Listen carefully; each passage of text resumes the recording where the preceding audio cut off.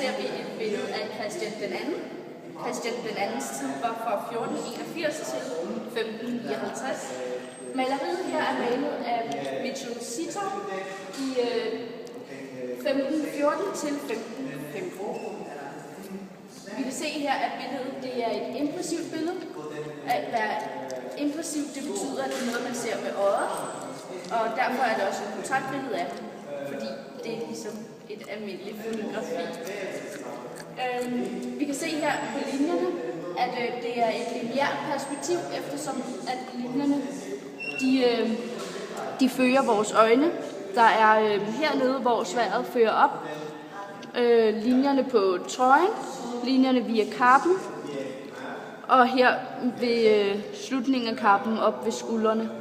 Hans hænder fører også opad med fingrene og ledene og så videre. Med hensyn til lyset, så vil jeg vil sige, at det kom fra venstre side lidt nedad her, fordi at der er meget lysfokuseret lige på næsen og her ved halsen og lige blusen her, hvor der er mere mørkt herhenne. Du kan se, at der er meget skygge her, og hernede, der er rigtig, rigtig mørkt i forhold til herhenne, hvor kappen er lidt mere oplyst, og det er det samme med halsen i forhold til på den her side.